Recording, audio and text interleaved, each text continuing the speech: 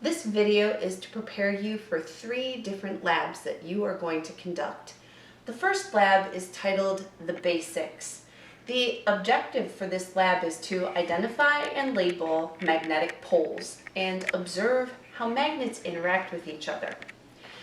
I want to start off by saying, if you feel like you don't have some piece of equipment that you need to conduct the lab, improvise, be creative, find ways around the problem.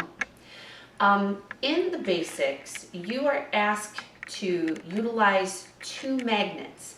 The truth is, you really only need 1 magnet to make this entire series of labs work. But if you've got 2, that's awesome. I just pulled magnets off of my refrigerator. I have a little Snoopy magnet dangling here, and then another magnet that I got on a trip here. And it also asks you to use a clothespin and a baby food jar and a paper clip. Again, if you don't have those things, there are ways around it. I'm just using any particular jar that I had at my house. I did happen to have a clothespin, which is fine. I tied the thread directly onto the magnet. I didn't need a paper clip for that.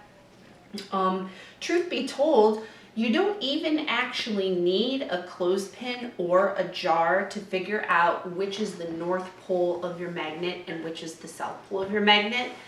I just looped the thread around the end of a pen, and I can actually just rotate my body like I would have rotated the jar to come up with the same results. What is it I'm going for with the basics? Well, I need to figure out which side of my magnet is the north pole of the magnet and which side of my magnet is the south pole. First up, do you know which way is north? Did you go like this? If you did, that's not north. From where you're at right now, visualize where Lake Erie is. Lake Erie is to the north of where you're sitting, most likely.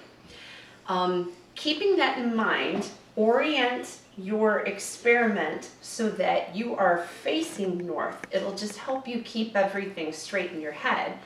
Obviously, south would be to your back.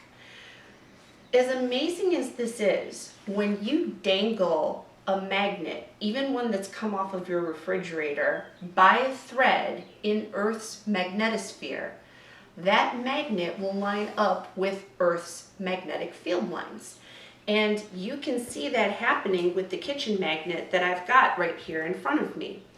I know that the not decorated side of this Snoopy magnet is north because regardless of how I turn my jar, or if I was holding this thing by a string, how I turn my body, this side is going to wind up facing north. So I'm going to label that as my north side of the magnet, and then by default, this must be the south side. So by definition, the side of the magnet that points geographic north is the magnetic north pole of your magnet. The lab then asks you to go around and test different common objects in your home to see if they are magnetic or not magnetic.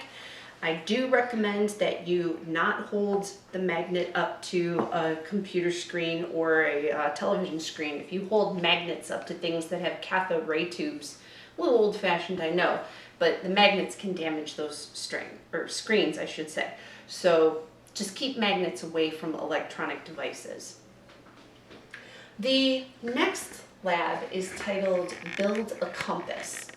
And the objectives for Build a Compass are magnetize and remagnetize a compass to assume different orientations in Earth's magnetic field.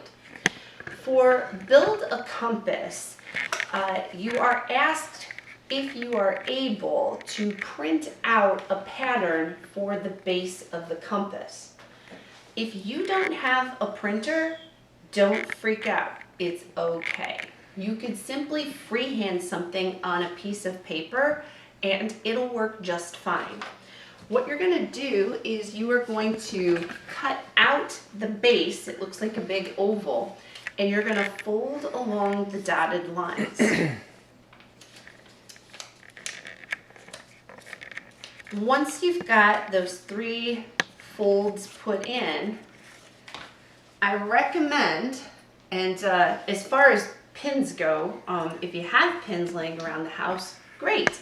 If you don't have pins laying around the house, don't worry. You could use something else like a small nail or a paper clip. Improvise. Figure out a way to solve the problem. But you will want to poke a little hole right where the hash mark is on the pattern. And that's because eventually you're going to run your paper clip, your nail, your pin up through that spot again. So I'm going to fold like it shows in the diagram so that the center ridge sticks up and the other lines come together, and instead of having an oval, I have formed a circle. And I'm going to need a piece of tape for that.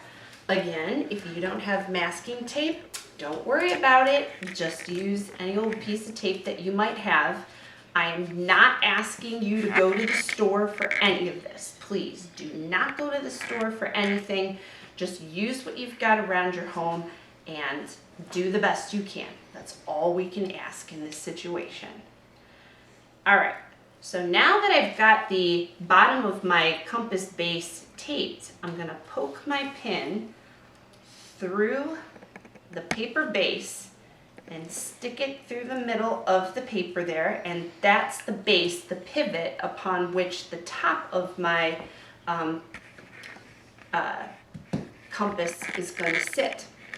Now, the next part of Build a Compass asks you to make a tape pin aluminum foil sandwich. So, I'm going to dig in here. Oh, for me, got some aluminum foil.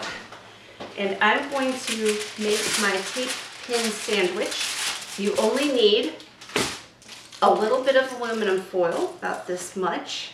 I'm going to take the 2 pins that I have, place them point to point on the tape.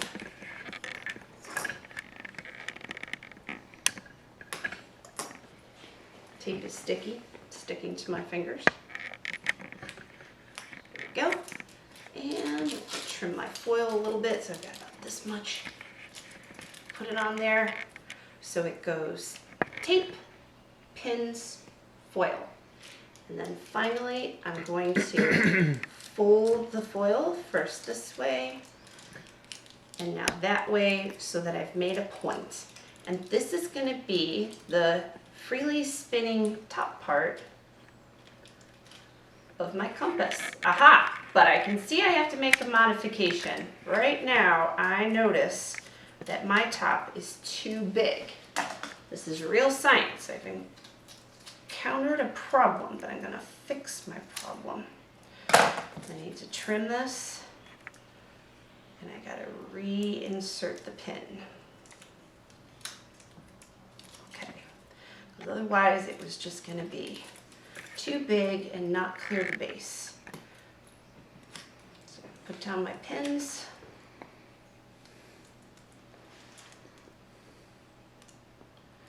And put on the foil. Fold again, and this time we'll see if my compass top clears the base of the compass.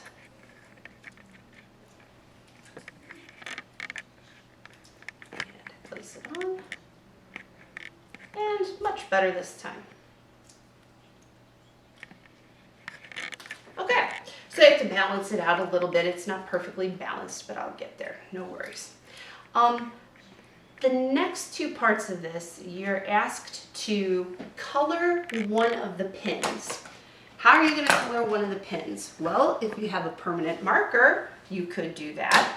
Maybe there's nail polish laying around your home. Fine, use nail polish and color one of the pins. But to the best of your ability, color one of the pins or somehow mark one side of your compass top so you know that's the colored pin. You're then asked to magnetize your pins in different combinations. How are you going to do that? I realized that the diagram on the lab Build a Compass shows two magnets on either side of the top of the compass, but you don't actually have to do it that way. Do you remember the magnets where you identified which side is north and which side is south? Here's how you can magnetize your compass top. If you want your colored pin to point south, let's just say, and I'm doing that because my Snoopy magnet, I've got north here. So what I'm going to do is, like it shows in the picture there, I'm going to take the north side of my magnet and I'm going to swipe it in one direction along the length of my pin. So I'm swiping in one direction because I'm aligning the domains in the metal that makes up the pin so that the electrons are lined up so that this pin is magnetized. It's going to wind up having a south pole at the head of the pin and a north pole at the point of the pin. And again, the head of the pin is the flat part and the pointy part is the point of the pin. Now the other pin, I'm going to magnetize the other direction. I'm going to use the other side of my Snoopy magnet and I'm going to swipe in one direction. This time it's the south pole of the magnet. I'm moving along the length of the pin, all in one direction, aligning those domains. And if all goes well, when I put this on the base of my compass, and I guess it would help if I get it balanced properly, it's going to start to line up with Earth's magnetic field. And I should see it start to move. And it is. It's doing basically what I would expect it to do. The exception it's a little stuck there. Are you okay?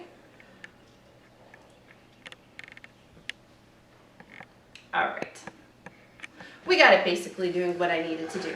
Now to remagnetize it, to see how else the top of the compass can behave in Earth's magnetic field lines, I can just, swipe both pins with the south side of the magnet and see what happens, or I can swipe both sides with the north side of the magnet and see what happens.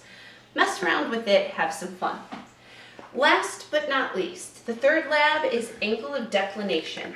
And the objective for this lab is to measure our angle of declination right here where we live and figure out what magnetic pole is at the geographic North Pole. So if you think about where Santa Claus lives at the North Pole, what is the magnetic pole we have up there by where Santa Claus lives? And again, if you don't have a printer, improvise. It's not a big deal. I'm just asking you to do your best. For this particular lab, if you could, you would utilize, you would print out this map of the world right here and the protractor. Again, you could just use the screen of whatever electronic device you've got and just estimate and do your best. The very first angle of declination is done as an example for you, and that's for Honolulu. So what I'm going to do is I'm going to look at where the straight line in the middle of my miniature paper protractor meets the base of it. And I'm going to line that up with the dot that's marked for Honolulu. And I'm going to point that straight line at the geographic north. I'm just going to use the edge of a pen to sort of line it up, make sure I've got it straight. And then I'm going to estimate how many degrees either to the east or to the west is the magnetic pole. And when I look, I can see that my pen is going towards the east, and if I were to estimate, it's about 9 degrees to the east. So the magnetic declination for Honolulu is 9 degrees to the east. Then you would move the protractor over to where it says Moscow. So I turn my map around and I put the center line on Moscow. I point the geographic north line towards the geographic north pole and do the same thing. Estimate how many degrees either to the east or the west the magnetic pole is and record that. Last but not least, you have to figure out what is the magnetic declination for where we live.